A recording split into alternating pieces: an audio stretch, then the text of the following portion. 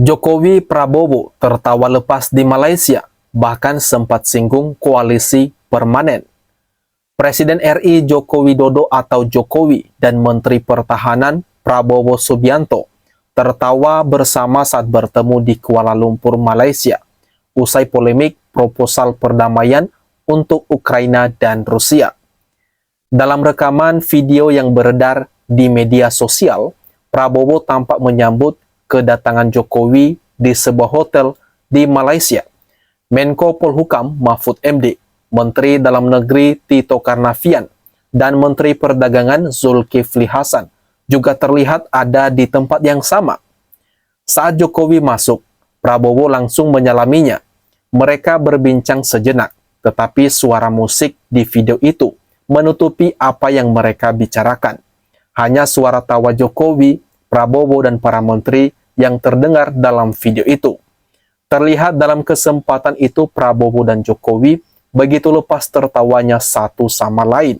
Deputi Bidang Protokol Pers dan Media Sekretariat Presiden Bey Mahmudin mengatakan Jokowi dan Prabowo memang sempat bicara sebentar di Kuala Lumpur.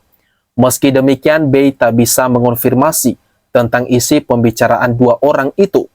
Tampak juga Bapak Presiden dan Pak Menhan sempat berbicara sebentar, tetapi saya tidak tahu apa yang dibicarakan dalam waktu yang sebentar itu, ucap Bey melalui pesan singkat.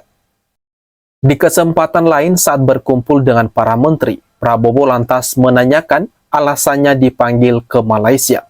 Lalu Bahlil menimpali untuk membahas koalisi permanen. Jadi Prabowo dipanggil ke Kuala Lumpur dalam rangka apa? Kata Prabowo bertanya. Membahas koalisi permanen, ucap Bahlil. Prabowo mengatakan bahwa hidup harus dibuat simpel. Dia mencontohkan apabila sudah memutuskan bergabung ke satu kapal, maka harus percaya kepada nahkoda. Jadi Pak, hidup itu jangan dibikin rumit. Sebagai mantan tentara ya, keep it simple. Benar nggak? Ujar Prabowo lagi. Kalau kita udah gabung dalam satu kapal, udah percaya nahkoda aja Pak, sambungnya lagi. Para menteri pun tertawa keras mendengar ucapan Prabowo tersebut.